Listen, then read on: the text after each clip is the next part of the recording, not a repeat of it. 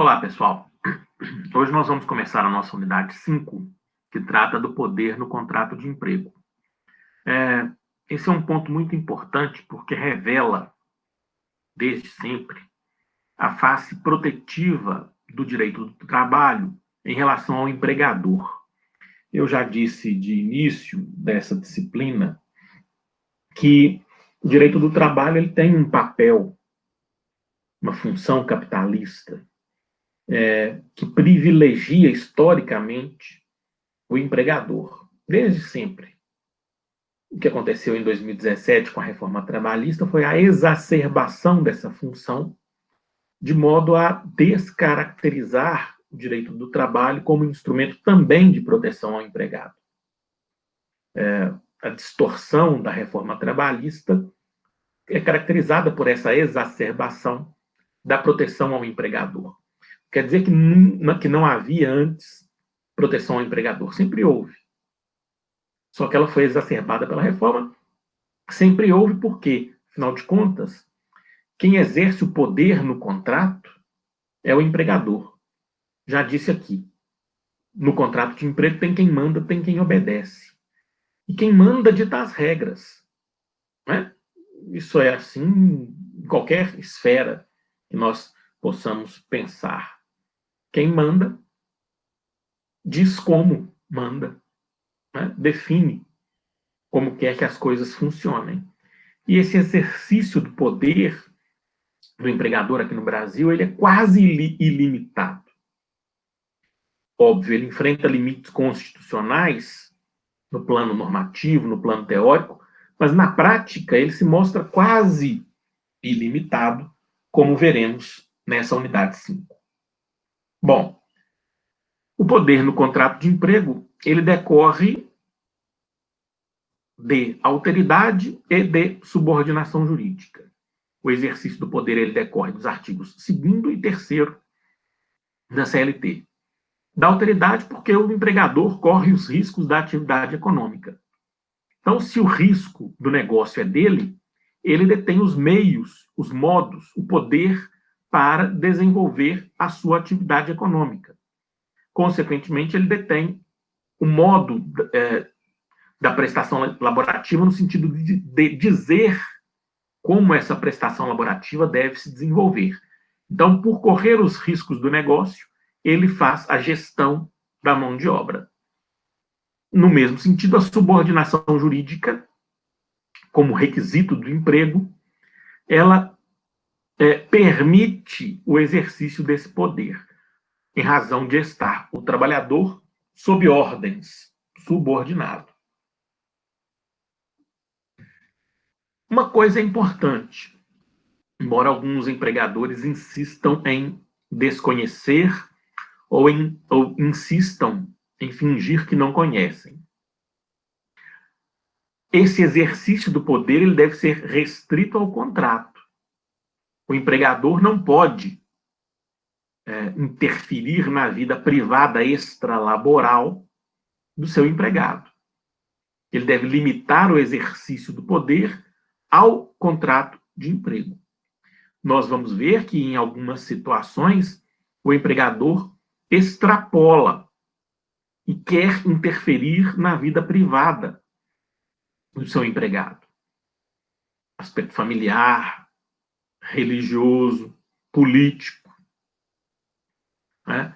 Quer determinar situações de vida que não dizem respeito ao contrato. E aí deve haver um freio, ainda que judicial, né?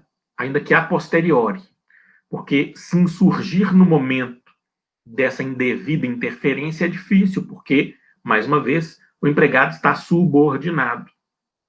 E estando subordinado, ele dificilmente se insurge contra essa invasão de privacidade, por exemplo, no momento em que ela acontece. Esse é também um problema do direito do trabalho brasileiro, que não dá ao empregado instrumentos fáticos, embora tenha jurídicos, instrumentos efetivos de frear esse ímpeto patronal de invasão de espaços privados. Bom, Como é que esse poder do empregador se manifesta? Basicamente em três esferas, em três conteúdos: poder regulamentar, poder fiscalizatório e poder disciplinar.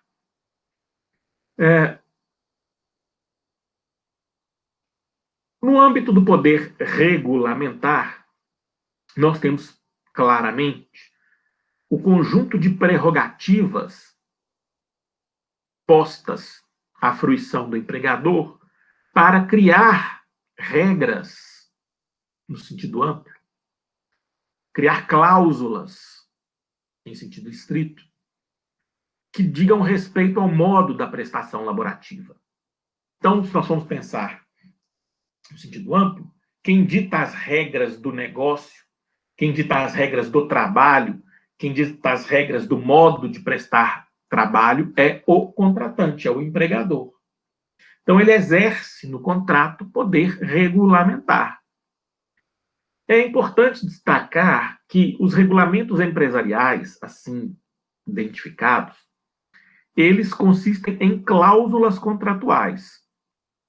Nós vamos chamar de regulamentos, de regras, mas em sentido técnico, trata-se de cláusula contratual, porque o patrão, no exercício do seu poder diretivo, empregatício, regulamentar, ele não tem capacidade normativa, felizmente. Né? Ele não tem capacidade de criar norma jurídica, regra jurídica em sentido estrito. O que ele cria é um conteúdo regulamentar que vai ser inserido no contrato de emprego como cláusula contratual.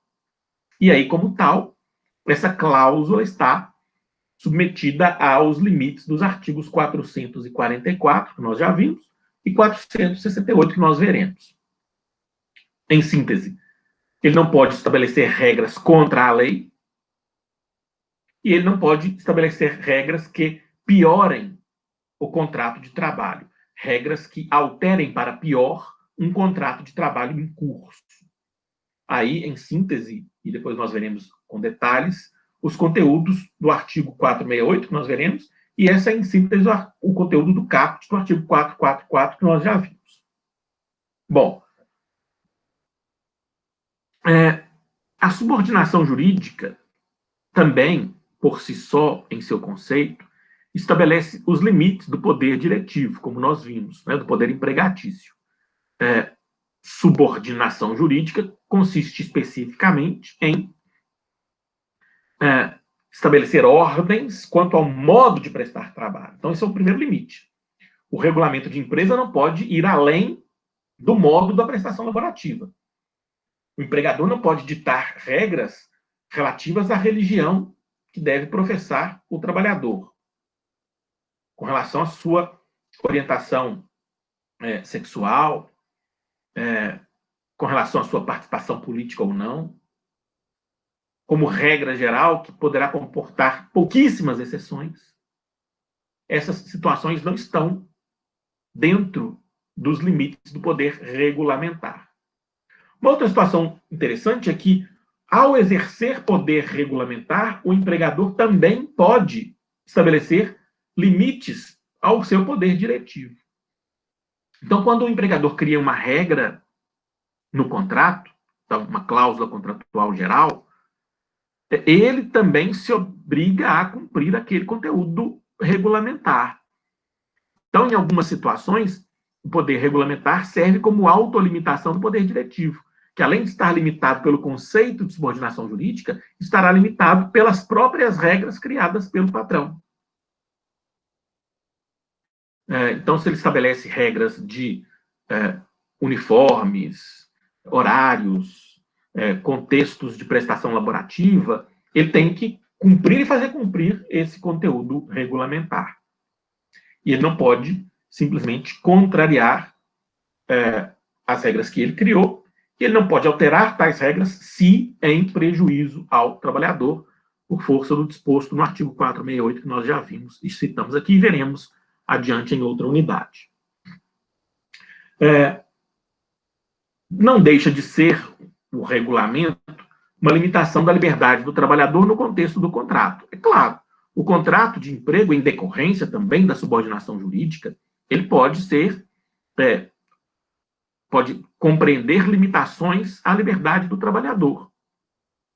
Então, lá no hospital que o empregado trabalha, ele não pode entrar vestindo qualquer tipo de roupa, calçado.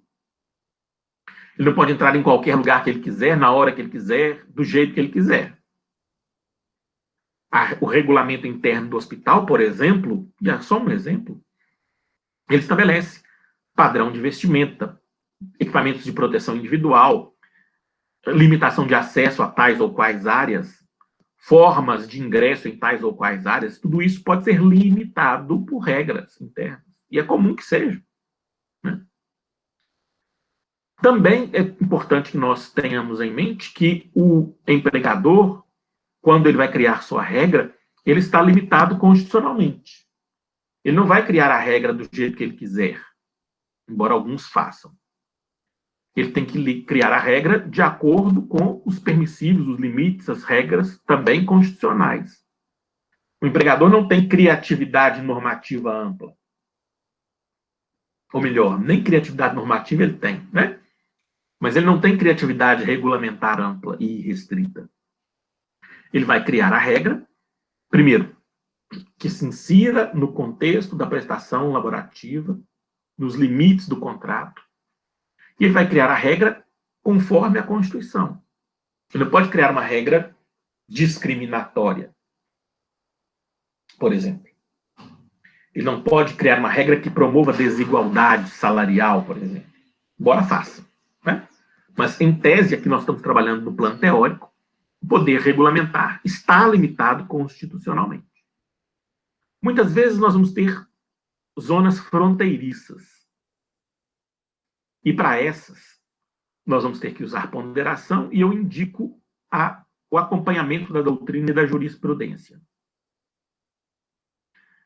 Nós temos vários exemplos, e aí depois vocês leiam doutrina sobre isso, de situações fronteiriças que vêm sendo enfrentadas pelo poder judiciário de uma maneira ou de outra, com decisões conflitantes, divergentes, mas nós podemos perceber que em alguns momentos esse limite do que é ou não inerente ao contrato, ele é atenuado. Um exemplo que eu costumo trabalhar é o da professora ou do professor em uma escola religiosa que professor de ensino religioso em uma escola religiosa que se divorcia, por exemplo. Será que essa escola religiosa não poderia, não estou dizendo nem pode nem que não pode, será que ela não poderia regulamentar padrões para o professor de ensino religioso? Só o de ensino religioso. Há um julgado interessante sobre isso, né? Que depois vocês podem recuperar. Mas uma regra que impede que chefes tenham relacionamento amoroso, sentimental, sexual, com subordinados ou subordinadas. Será que isso é inerente ao poder regulamentar? Não estou dizendo nem que sim, nem que não. Uma regra que está em discussão hoje, muito comum, já citei para vocês aqui, cito sempre em sala de aula, e o judiciário não sabe o que faz com ela, a regra de acesso ao banheiro. Né? Eu tenho uma compreensão sobre isso, mas o judiciário está dividido. Pode o empregador criar horários, limites, tempo de ida ao banheiro? Há uma parte da jurisprudência que diz que sim, o empregador controla os modos da prestação laborativa e uma esfera desse controle, uma exteriorização desse controle é o tempo de trabalho. E o tempo de trabalho envolve também tempo de não trabalho. Tempo de não trabalho cuida de, por exemplo, idas ao banheiro.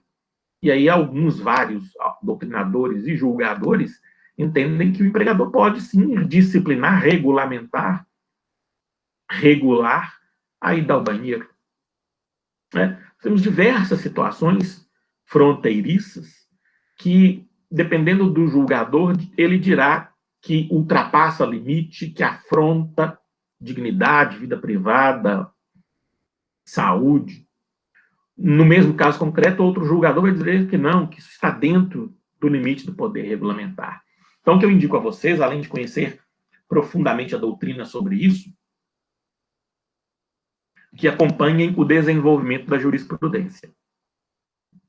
O mesmo se dá em relação ao poder fiscalizatório. Ora, se o empregador pode criar as regras, se ele deve exercer o poder que decorre da subordinação, ele pode fiscalizar o cumprimento dessas regras. Ele pode fiscalizar se o empregado cumpre suas ordens quanto ao modo da prestação laborativa natural.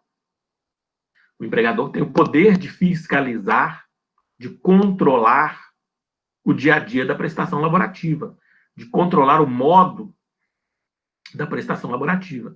Ele só não pode invadir outras esferas de vida para além da esfera trabalho, né? Porque esse poder fiscalizatório ele encontra limites constitucionais também, né?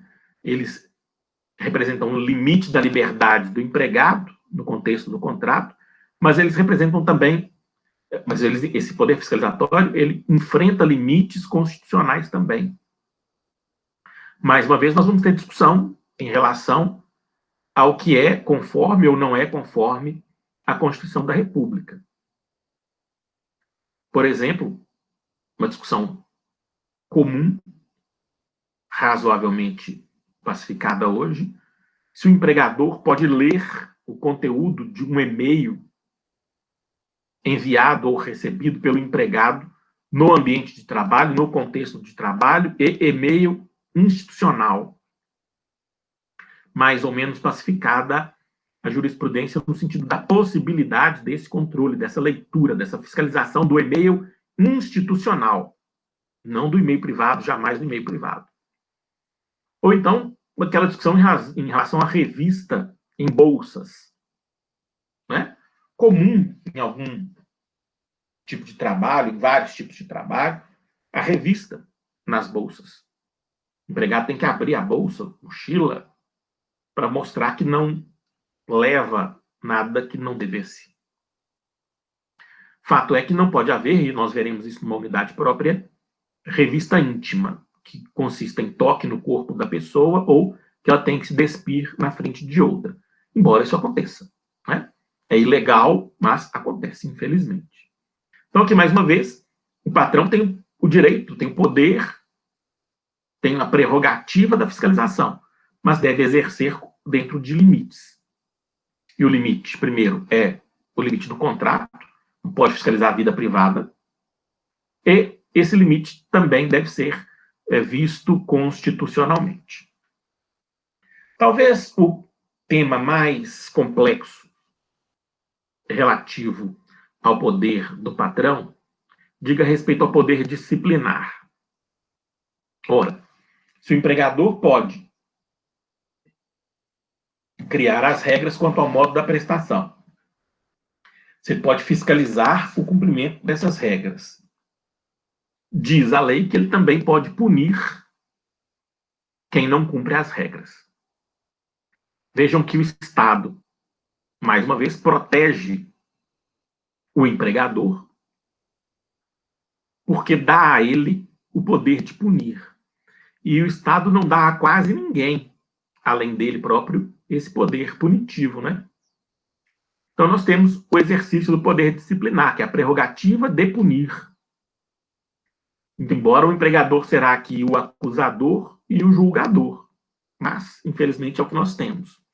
E temos também a impossibilidade fática, prática, da defesa do trabalhador no contexto e durante o contrato.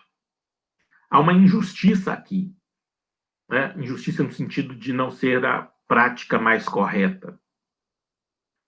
quando o empregado é punido, ele não consegue, no âmbito do próprio contrato, se insurgir contra uma punição que não seja justa, lícita, correta. Não há, infelizmente, espaços práticos de presunção de inocência, contraditório e ampla defesa no contexto do contrato. Se o empregado for punido pelo empregador, ele só pode questionar essa punição depois de aplicada e em um processo judicial. Durante o contrato, na relação bilateral, empregado-empregador, o poder punitivo ele é quase incontrastável. O empregador vai punir, o empregado vai ser punido, e nessa relação bilateral não há quem possa impedir o empregador de fazer a punição. Infelizmente, a jurisprudência tem sido no sentido de que presunção de inocência contraditória e ampla defesa não são realizáveis na avença bilateral, a não ser que o Estado, o juiz, interfira. Muito bem. Como é que esse poder disciplinar se exterioriza? 3 são as formas, ou os tipos de sanção. Advertência, que para mim nem pena é tecnicamente, mas na prática é assim vista, porque advertir é dizer a alguém que uma conduta não é correta e que uma outra conduta é a esperada. Então, advertir é dizer, olha, não é assim que você deve agir de outra maneira, tal ou qual. Mas é vista a advertência na prática como uma punição. Fulano foi advertido. A segunda punição, a segunda pena, o segundo tipo de sanção é a suspensão disciplinar. O trabalhador é suspenso, ele não pode trabalhar durante alguns dias e, consequentemente, ele não recebe salário dos dias de suspensão. Na prática, a gente chama de balão, né? A pessoa foi punida com suspensão, ou seja, não trabalhou e vai vir um menos lá lançado no contra-cheque. Naquele mês, o salário dele será, a remuneração dele naquele mês será menor. E aí a punição é no bolso, né? No bolso já tão raso do trabalhador brasileiro. A punição mais severa na ordem jurídica brasileira é a dispensa por justa causa, porque põe fim ao contrato, afinal de contas, e põe fim ao contrato por responsabilidade do empregado, a dizer por culpa do empregado. O empregado arca com os ônus do término do contrato, vendo isso na prática na sua rescisão. O seu acerto rescisório será diminuto. Nós vamos ver isso lá no Direito do Trabalho 2, o quantificativo disso, o quantitativo disso, melhor dizendo. Nós vamos ver depois, mas por hora basta pensar que o empregado ele terá um conteúdo rescisório menor, porque punido com a justa causa. A CLT estabeleceu os critérios, ou melhor, os motivos que podem levar à dispensa por justa causa, ou seja, há uma tipificação penal trabalhista relativa às condutas passíveis de pena.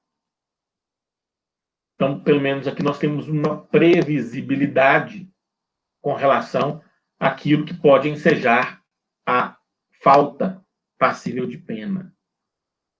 Embora a CLT seja simplória em relação ao tema, nós vamos ler o rol do artigo 482 como um rol de condutas faltosas. Tecnicamente, a CLT é mais simplória. Ela diz: constituem justa causa para a rescisão do contrato de trabalho pelo empregador. E aí dá o rol. Eu prefiro a leitura atual, né, doutrinária e jurisprudencialmente consagrada de que se trata, no artigo 482, de um rol de condutas faltosas. E, uma vez que o empregado incorre em uma falta, o empregador pode impor uma pena, uma dentre várias: advertência, suspensão, dispensa por justa causa. Então, a conduta faltosa ensejará pena. E quais são as condutas faltosas? São aquelas do rol do artigo 482. Primeiro, a linha A, simples, ato de improbidade. E o ato de improbidade é qualquer que atente contra o patrimônio do empregador.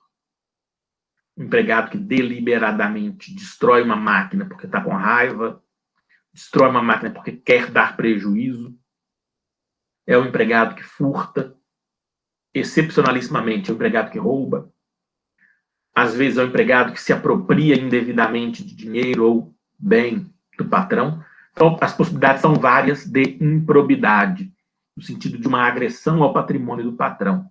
Aqui, obviamente, o ato de improbidade enseja, sem maiores questionamentos ou controvérsias, dispensa por justa causa. A segunda linha traz uma conduta menos grave, que é a incontinência de conduta ou mau procedimento. Diz respeito àquele trabalhador que não consegue se comportar no contrato conforme deveria. Ele tem um procedimento impróprio no contrato.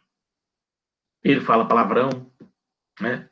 Ele tem um comportamento desagradável com os colegas. Ele não consegue se comportar bem, não consegue se comportar conforme, ou ele não quer se comportar conforme. Normalmente, nem sempre, ele tem que ser advertido: olha, não é assim que se trabalha, não é assim que se comporta aqui. Normalmente cabe advertência, normalmente, às vezes não. Nós vamos ver como é que a gente faz essa gradação, tá, gente? Advertência, suspensão, dispensa, mas só uma ideia preliminar. Na linha C, nós temos duas condutas.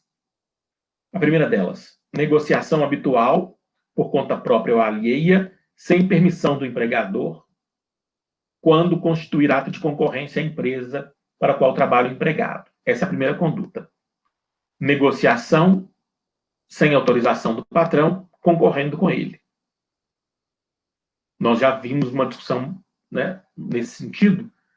Não se espera do empregado que ele seja um concorrente, um negociante contra o patrão, ou concorrendo com o patrão. Então, se ele negocia habitualmente, por conta própria ou alheia, sem permissão do empregador, sendo do patrão um concorrente, essa é uma conduta faltosa e pode ser passível de pena. A outra conduta é negociação habitual por conta própria ou alheia, prejudicial ao serviço. Ele não é concorrente do patrão, mas ele usa o tempo do contrato para fazer outro negócio. Um empregado, ao invés de trabalhar para o patrão, trabalha para ele próprio, não concorrendo. Vamos imaginar que o trabalhador seja contratado como auxiliar de escritório para poder fazer escrituração, planilhas, trabalha no escritório. Ao invés de ele fazer as tarefas do escritório, ele fica na internet vendendo outros produtos. Ele não concorre com o patrão dele, porque ele não é escritório, não trabalha em outro escritório. Mas ele prejudica o serviço. Então, ele deve ser advertido de que aquela conduta não é a esperada. Ele pode ser punido, então, com advertência, suspensão, dispensa, por justa causa. A linha D, condenação criminal do empregado, passada em julgado, caso não tenha havido suspensão da execução da pena. O que se pune aqui, na verdade, não é a conduta criminosa. Porque quem pune conduta criminosa é o Estado. Aqui, o que se pune com a justa causa é a impossibilidade de trabalhar em razão de estar o empregado preso, por decisão judicial final, passada em julgado. Aqui o empregado foi condenado criminalmente, sei lá por quê, pouco importa, está preso por sentença transitada em julgado, não pode ir trabalhar, E o patrão também não tem motivo para contar com aquele posto de trabalho preenchido por aquela pessoa que está presa após sentença criminal condenatória passada em julgado. Em razão de não poder contar com aquela pessoa presa, ele dispensa por justa causa, também não tem maior problema que não.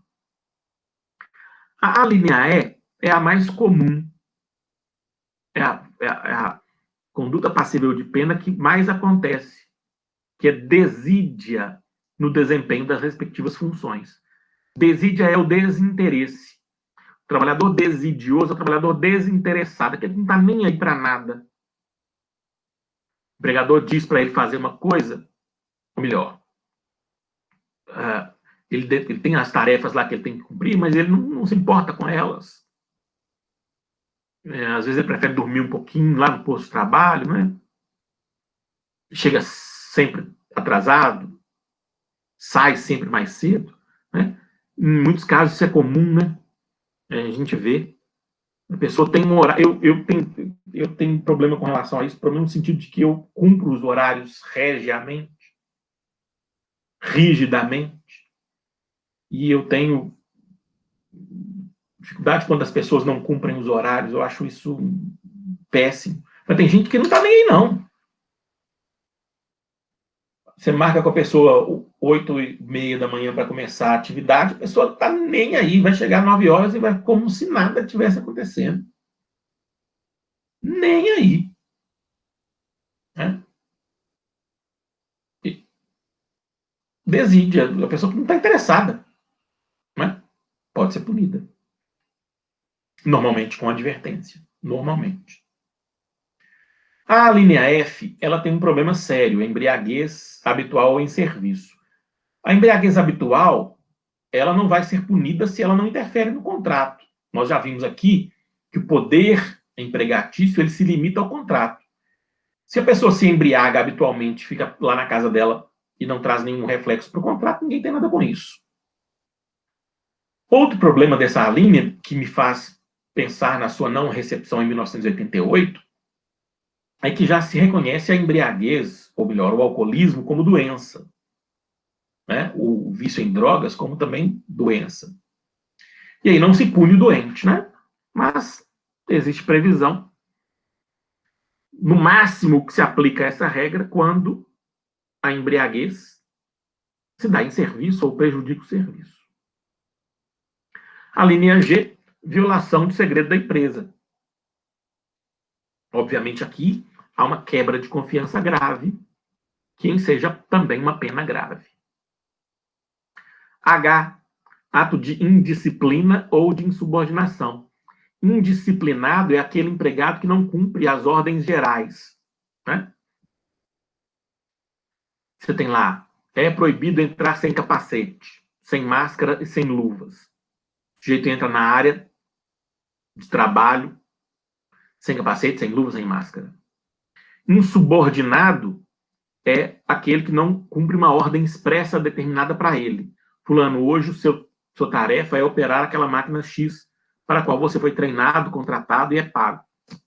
Ele vai fazer outra coisa, não está afim, não faz. Ele descumpre uma regra, uma ordem expressa que foi dada em relação a ele. De qualquer forma, seja ela ordem geral ou específica, punível o ato de indisciplina e punível o ato de insubordinação.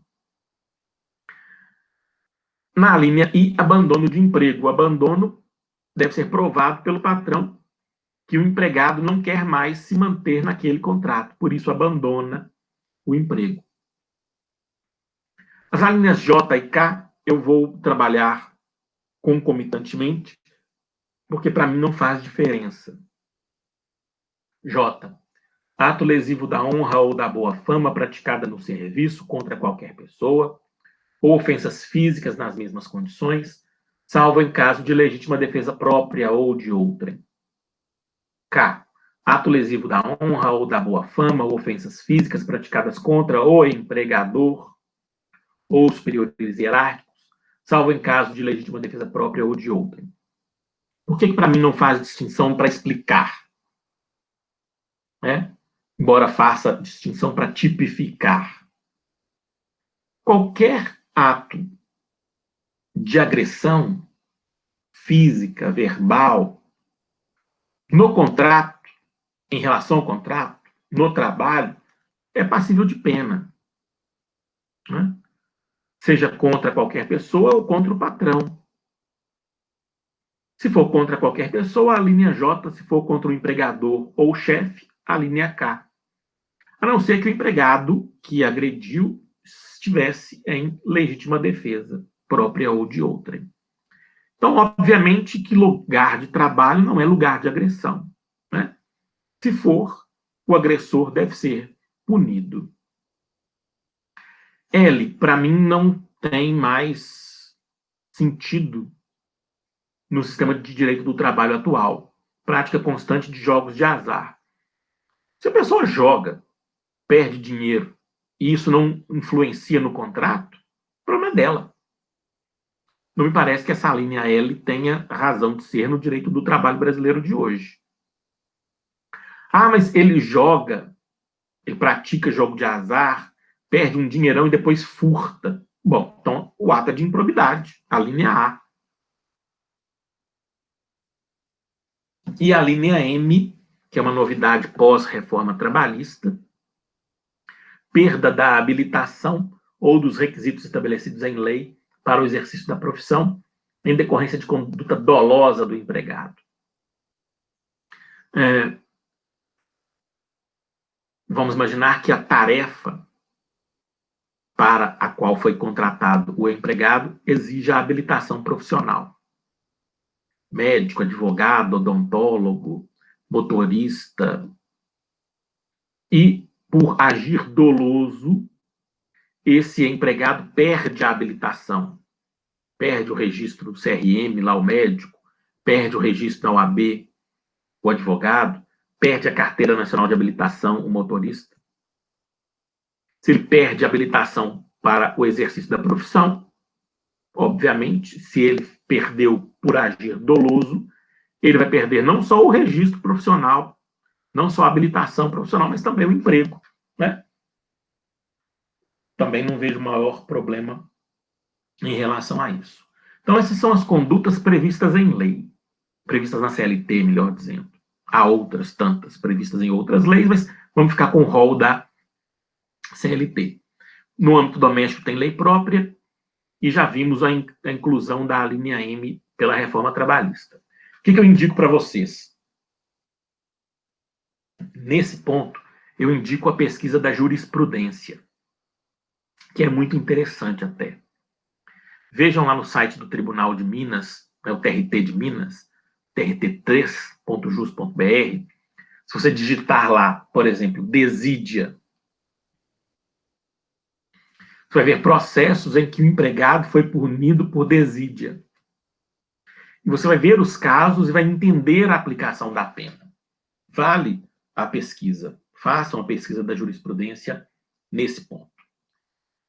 O legislador para por aqui. O legislador que protege o patrão, né, historicamente, ele entende que se houve conduta faltosa, o caminho é a punição. Ponto. E não faz especificações. Só que, historicamente, doutrina e jurisprudência, na linha da Constituição da República, na linha da proteção do empregado, doutrina e jurisprudência desenvolveram critérios de aplicação de pena que acabam sendo critérios de larga observância na prática. Se você for ver situações concretas, você vai ver que, na maior parte dos casos, o empregador segue os critérios de aplicação de pena. Por quê? Porque se ele não seguir, o juiz do trabalho vai reverter a justa causa. Quais são esses critérios? São objetivos, subjetivos e circunstanciais. Objetivos. Primeiro, já falei, tipicidade da conduta. Felizmente. Não se pune no contrato de emprego sem que haja previsão legal de que aquela conduta que vai ser punida é passível de pena. Vocês conhecem bem a ideia de tipicidade, eu não preciso aqui desenvolver mais sobre isso. O empregador não pode punir por nada. Natureza trabalhista, contratual da falta. O empregado não pode ser punido por uma conduta dele divorciada, que não tenha ligação, que não tenha pertinência, que não tenha relevância no contrato. E, por fim, gravidade da falta, ainda que mínima. Mais uma vez, o empregador não pode punir por nada. Tem que haver um mínimo de gravidade, de reflexo naquela conduta para que ela seja punida. Os requisitos subjetivos vocês já conhecem, culpa ou dolo. E aqui é interessante que, às vezes, o patrão se esquece. Muitas vezes, o patrão se esquece. Principalmente quando o agir criminoso é de terceiro. Vamos imaginar, o ladrão entrou na loja, roubou, furtou produtos, e aí o empregador pune os empregados, que não tem nenhuma relação com a conduta criminosa. Né? Obviamente que essa punição que o empregador faz não tem respaldo no direito do trabalho. Então, quando o empregador vai punir, ele tem que punir fulano e identificar se ele agiu com culpa ou com dolo. Se o empregado não teve nem culpa, não vai ser punido. Por fim, os requisitos circunstanciais. O primeiro deles, nexo causal entre a falta e a pena. O empregador tem que deixar claro, olha, fulano, você vai ser punido com advertência porque você não veio trabalhar ontem e não justificou. Olha, fulano, você vai ser suspenso disciplinarmente por 3 dias, vai deixar de receber salário e repouso semanal remunerado em relação a esses dias, porque na última semana você chegou atrasado todos os dias. Você não cumpre horário. Você não dá conta de chegar no horário. Beleza. Estou dizendo qual foi a falta cometida e qual pena está sendo aplicada em razão disso. Proporcionalidade entre a falta e a pena. Se a falta é leve, a pena deve ser leve. O atendente de balcão se distraiu vendo o Facebook, deu fila lá no balcão dele, ele estava lá no celular, olhando. O empregador acorda, olha a fila, atende pessoal aí, ó, fica divertido, assina aqui, está divertido de que tem que prestar atenção no seu trabalho e não na rede social. Se a pena é de média gravidade, né?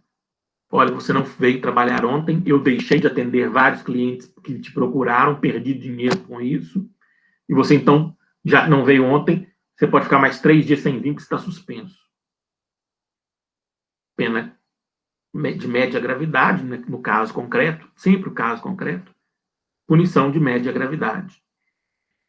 Ou, olha, fulano, eu percebi que você está praticando atos de improbidade aqui, você vem furtando produtos há algum tempo, eu já posso provar que foi você, então você está dispensado por justa causa. Proporcionalidade é o que se espera. Imediatidade ou imediaticidade da punição, ausência de perdão. Se o empregador pode identificar o faltoso, a conduta, ele deve aplicar a pena imediatamente.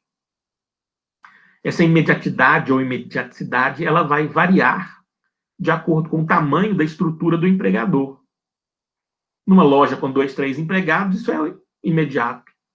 Numa grande empresa, às vezes você tem que apurar a conduta, identificar o faltoso, isso pode demorar mais tempo. Mas, uma vez que está identificado o faltoso e a falta, estão identificados ambos, o faltoso e a falta, a conduta faltosa, e quem agiu Desse modo, o empregador deve punir imediatamente ou perde a chance de fazê-lo.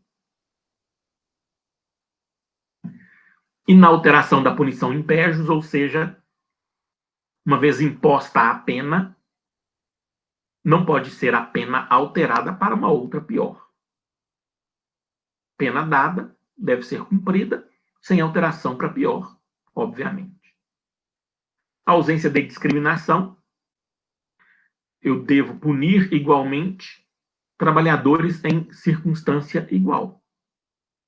Posso punir desigualmente se as situações forem diferentes. Mas uma mesma situação faltosa, com trabalhadores diversos, merecerá pena igual. O grande problema, muitas vezes, de compreensão das pessoas está no caráter pedagógico ou gradação das penas. Repito que o que nós estamos vendo agora, os critérios, eles não estão na lei. Mas existe um sentimento coletivo, uma percepção coletiva de que a aplicação da pena deve ser gradativa, em razão de caráter pedagógico. Então, sempre que possível, e às vezes não é possível, sempre que possível, primeiro eu devo advertir, depois suspender, para, por último, mandar embora por justa causa. Repito, se for possível. Porque eu não devo advertir um sujeito que está furtando o patrão. Eu não devo advertir um empregado que agride o outro fisicamente. Eu não devo advertir um empregado que agride o colega verbalmente. Normalmente, não. Nesses casos, eu devo dispensar por justa causa, pronto e acabou. Mas, se o contexto me permite, eu devo primeiro advertir, para depois suspender, para só no último caso dispensar por justa causa. Quem vê, ou melhor, quem afere o momento? O empregador. Ele é que avalia se é caso de advertir para depois suspender, para depois dispensar. No último momento, quem diz se aquilo é certo ou errado é o judiciário. Quem diz se o empregador agiu corretamente pedagogicamente, em última análise, é o judiciário, sempre. Mais uma vez, indico a leitura da doutrina e principalmente a pesquisa da jurisprudência. Por fim, a singularidade da punição. Para cada falta, uma única pena. Não há acumulação de penas em razão de uma única falta. Como é o caso aqui, né, gente, em relação a todas as temáticas do PLE, de Direito do Trabalho 1 no PLE, aqui uma análise, uma abordagem ampla, né, célere do poder disciplinar. Eu insisto, nesse ponto específico, eu insisto que vocês leiam a doutrina, porque é um tema sensível na prática. Punir alguém dentro do contrato é um tema sensível, tem repercussões graves. Então, eu trouxe aqui um panorama geral, mas que nesse ponto merece uma leitura doutrinária atenta e uma pesquisa jurisprudencial bem feita. Depois façam os exercícios. De qualquer modo, eu sigo, durante toda a semana, à disposição para debates na plataforma Moodle. Eu gostaria muito de debater esses temas com vocês em detalhes e aguardo os questionamentos, as ponderações, as dúvidas de vocês. Então, com relação à unidade 5, esse é o conteúdo. E eu, mais uma vez, me coloco à disposição para complementações e esclarecimentos via plataforma Moodle. Muito obrigado, bons estudos, até mais vê-los.